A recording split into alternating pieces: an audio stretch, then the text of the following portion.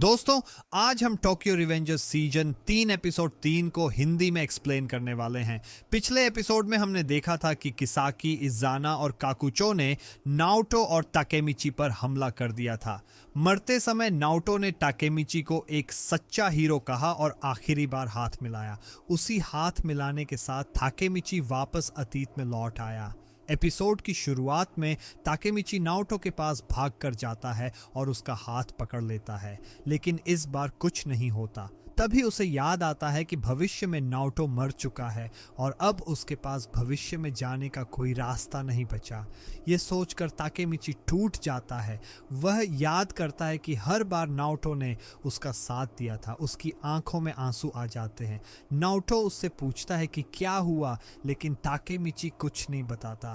तभी पीछे से हिना आ जाती है। उसने ताकेमिची की बातें सुन ली होती हैं। हिना उससे पूछती है कि उसकी असली उम्र क्या है। थोड़ी देर चुप रहने के बाद ताकेमिची कहता है कि उसकी असली उम्र 26 साल है। इसके बाद हिना मुस्कुराकर उसे पूछती है कि क्या भविष्य में उसने उसे प्रपोज किया था। यह सुनकर ताकेमिची थोड़ा शर्माता है और कहता है कि अब भी नहीं, लेकिन वह सीधे उससे शादी करेगा।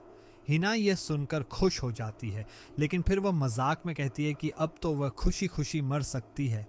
यह सुनकर ताकेमिची के अंदर फिर से लड़ने की इच्छा जाग जाती है। वह तय करता है कि चाहे कुछ भी हो जाए, इस बार वह हार नहीं मानेगा। अगले दिन ताकेमिची अकेले सोच रहा होता है। अब उसे पता चल चुका था कि उसके असली दुश्मन कौन है, इज़ाना कुरोकावा और किसाकी टेट्टा। ताकेमिची फैसला करता है कि सबसे पहले उसे इज़ाना को हराना होगा। इसी दौरान रास्ते में उसकी मुलाकात ड्राकेन से हो जाती है। दोनों माइकी के घर पहुंचते हैं। वहां माइकी अभी अभी उठा होता है और उन्हें अपने कमरे में इंतजार करने के लिए कहता है। माइकी का कमरा असल में उसके बड़े भाई शिनिचिरो का पुराना गैरेज था, जहां वह अपनी बाइक ठीक किया करता था। कुछ देर बाद माइकी वहां आता है और ताकेमिची उससे इज़ाना के बारे में पूछता है। माइकी बताता है कि इज़ाना तेंजिकू का लीडर है और उससे मिलने भी आया था। फिर बातचीत के दौरान ब्लैक ड्रैगन का नाम सामने आता है। ड्राकेन बताता है कि ब्लैक ड्रैगन का संस्थापक कोई और नहीं बल्कि माइकी का बड़ा भाई शिनिचिरो था। तभी माइकी अपने भाई के साथ हुई पुरानी बातचीत याद करता है।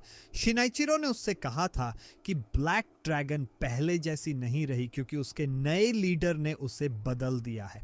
इसी समय एमा वहां आती है और एक ऐसा राज खोलती है जिससे सब हैरान रह जाते हैं। एमा बताती है कि इज़ाना उसका बड़ा भाई है। यह सुनकर ताकेमिची और ड्राकेन दोनों चौंक जाते हैं। एमा बताती है कि बचपन में वह इज़ाना के साथ रहती थी, लेकिन बाद में सानो परिवार के साथ रहने लगी। इसके बाद एमा सबको शिनिचिरो और इज़ाना के बीच भेजी गई चिट्ठियां दिखाती है।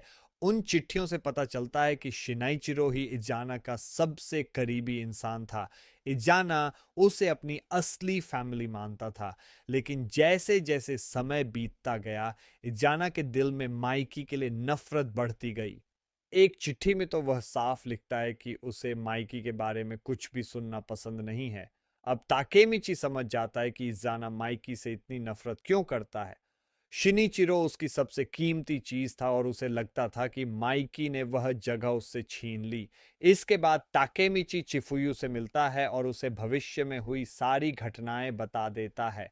वह बताता है कि नाओटो मर चुका है और अब वह भविष्य में नहीं जा सकता। साथ ही भविष्य में तेंजिकू और टोमन एक हो जाते हैं और माइकी एक अंधेरे रास्ते पर चला जाता है। ताकेमिची गुस्से में कहता है कि वह अकेले ही इज़ाना और किसाकी को खत्म कर देगा, लेकिन चिफुयु उसे रोकता है। वह कहता है कि यह सिर्फ ताकेमिची की लड़ाई नहीं है, यह टोमन की लड़ाई है। चिफुयु उसे याद दिलाता है कि वह फर्स्ट डिवीजन का कप्तान है और उसके साथ पूरी डिवीजन खड़ी है। इसके बाद ताकेमिची अपने सभी साथियों से बात करता है। वह उनसे पूछता है कि वे क्या चाहते हैं। फर्स्ट डिवीजन के सभी सदस्य बिना किसी डर के उसका साथ देने का फैसला करते हैं। उन्हें देखकर ताकेमिची को एहसास होता है कि उसे सब कुछ अकेले नहीं करना है, लेकिन तभी बाहर से किसी की आवाज आती है। जब सभी बाहर पहुंचते हैं तो देखते हैं कि वहां फिफ्थ डिवीजन का कप्तान मूचो खड़ा है। चिफुयु तुरंत समझ जाता है कि कुछ गड़बड़ है।